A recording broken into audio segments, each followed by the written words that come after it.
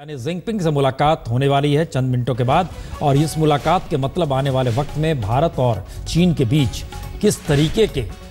हो सकते हैं, उस दिशा में क्या वाकई शियासी गेस्ट हाउस में ये मुलाकात होगी। और शियासी गेस्ट हाउस चूँकि खुद जिनपिंग का अपना गांव वहीं पर है, जो प्रांत है उस इलाके में ही पड़ता है, और ये मुलाकात इस मायने में दुनिया की नज़र इसलिए बड़ी महत्वपूर्ण है क्योंकि इससे पहले जब चीन के राष्ट्रपति भारत आए थे तो वो गुजरात गए थे, और अब चूंकि खुद मोदी वहां पर गए हैं, वहां मुलाकात है। लेकिन एक सवाल दुनिया के सामने ये जरूर है कि स्ट्रेटजिकली साउथ ईस्ट एशिया का इलाका जो है वो एक नए तरीके से दुनिया के केंद्र में बन रहा है, और इसके क्या मतलब, क्या मायने हैं, इस मुलाकात के बाद समझ में आएंगे जब बातें निकल कर आएंगी। हमारे संवाददाता अंजना इस वक्त हमारे साथ जुड़ चुकी हैं। अंजना, आप हालांकि लगातार सफ़र भी कर रही होंगी, आपको इधर से उधर जाना, चूँकि प्राइम मिनिस्टर तो काफ़ी लंबा उनका प्रोग्राम है, 22 प्रोग्राम अलग अलग रखे गए हैं, लेकिन इन सब के बीच भी इस मुलाकात के मतलब क्या है? सिर्फ इतना कि दो देशों के राष्ट्राध्यक्ष या मुखिया अपने अपने तरीक़ों से मुलाकात कर रहे हैं, या इसके कुछ दूरगामी महत्व देख पा रहे हैं आप? ये महत्वपूर्ण होगा, मुझे लगता है प्रसून की व्यापारिक रूप से अगर दो देशों को आगे बढ़ना है एक साथ, तो उस नजरिए से ये बेहद महत्वपूर्ण होगा। जो जानकारी दी गई है उसके मुताबिक B2B यानी बिजनेस टू बिजनेस 30 डॉक्यूमेंट्स पर साइन होने की बात है। S2S जैसा कि मैंने आपको पहले भी बताया था, स्टेट टू स्टेट, उस पर जानकारी नहीं दी जा रही है। इस बातचीत को प्रसून रिस्ट्रिक्टेड टॉक्स की कैटेगरी में यानी सीमित दायरे में बातचीत,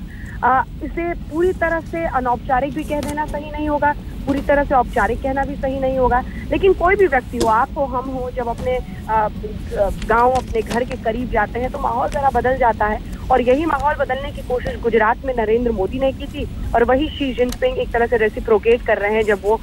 शांति प्रोविंस में यानी अपने गृह प्रांत में वो बातचीत कर रहे हैं। कि माहौल अलग होगा, लेकिन ये भी सब जानते हैं ले केचियांग जो कि प्रधानमंत्री हैं, उनसे औपचारिक बातें कल होनी है, डेलीगेशन लेवल टॉक्स कल होनी है। लेकिन कोई भी अगर बड़े फैसले की तरफ दोनों देश बढ़ते हैं तो उसका खाका, उसका आकार तो आज ही इस मुलाकात में तय हुई है, एक नंबर। दूसरी बात जो बहुत महत्वपूर्ण है हिंदुस्तान के नजरिए से प्रसून, वो यही है कि जब भी व्यापार को आगे ले जाने की बात होगी तो उसमें भी कई सारे पेश है। सरहद पर मामला जरूर उलझा हुआ है अपनी तरीके से, लेकिन यहाँ पर भी जो ट्रेड डेफिसिट है वो हिंदुस्तान का सबसे बड़ा कंसर्न है प्रसून, कि आप जो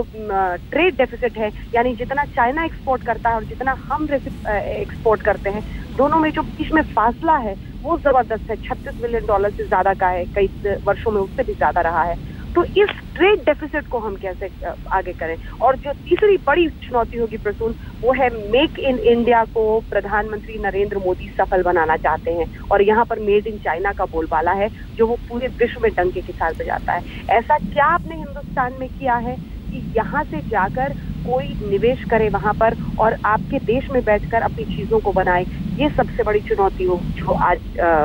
एक तरह से प्रधानमंत्री को कन्विंस भी करना है, और यही यहाँ से भी महत्वपूर्ण होगा कि हम क्या मेज पर रख कर दे सकते हैं जिससे यहाँ पर व्यापारी ये समझे कि हाँ आप आइए, आप इंडिया में इन्वेस्ट कीजिए, और यहाँ पर जिस तरह से स्पेशल इकोनॉमिक जोन में जबरदस्त तरीके से औद्योगिक विकास हुआ है वो हम हिंदुस्तान में कैसे सफल बना पाए, मेक इन इंडिया कैसे सफल हो पाए।